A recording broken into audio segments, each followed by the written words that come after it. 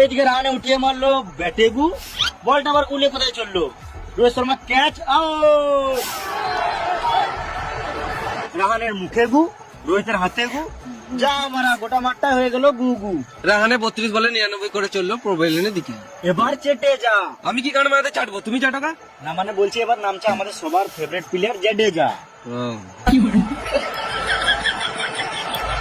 আর এটা কি দেখছি, যেটা যা প্রথম বলেই 4,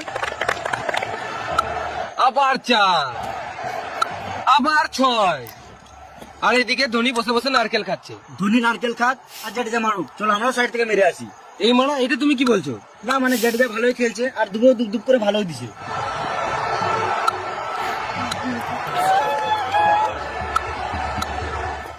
আজকে মনে হচ্ছে ধোনি নারকেল খেয়ে গান ফাটা খেলবে।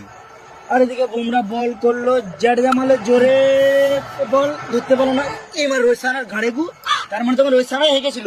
হ্যাঁ, আর এইদিকে চলছে রাশিয়ানের গল্প। আম্পায়ার হাতে ইশারা করে কি বলতে চাইছে? আম্পায়ারের মনে হয় ঘড়ি খারাপ হয়ে গেছে। ক্যাপা চুদা, এখানে আম্পায়ার টাইম আউটের ইশারা করছে। সিইএটি ক্যাট, ক্যাট মানে বিড়াল, স্ট্র্যাটেজিক 2.5 মিনিটের টাইম আউট। এরা জল খাক, চলো আমরা সাইডে মুতে আসি। চলো তোমরা সবাই তাড়াতাড়ি আমাকে বাথরুমে ঢুকতে দাও, আমার খুব জোরে হাগা পেয়েছে। আমারও তো হাগা লেগেছে, কিন্তু আমাকে তো আবার ব্যাট নামতে হবে। আমরা তো টিকিট কেটে খেলা দেখতে এসেছি। তো কি হয়েছে, তোমাদের তো খেলার জন্য টাকা দিয়ে কিনেছে। আমাকে কি সম্মানই দিচ্ছে না।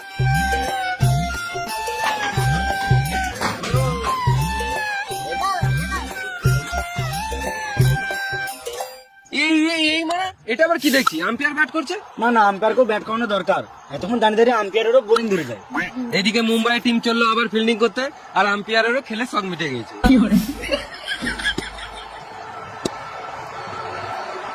ডুবে 1 রান মেরে জাডেজাকে ব্যাট করতে দিল, আর এদিকে জাডেজা নেমে কিপারের হাতে ক্যাচ তুলে দিল। কিন্তু আম্পায়ার আউট দিছে না কি কারণ মারাতে। হার্দিক পান্ডে মনে হচ্ছে রেগে রেগে এগিয়ে আসছে, চেয়ে নিল ডিআরএস। আম্পায়ার দিচ্ছে রিভিউ, পকেটে কি বাড়ছে রিমোট। এটা প্রথমবার দেখছি রিমোট দিয়ে রিভিউ। এই মানে পানু, আম্পায়ার মনে হয় এটা ভুল করে লাগিয়ে ফেলেছে। আম্পায়ার আবার রিমোটে সুইচ টিপলো, বল ব্যাটিং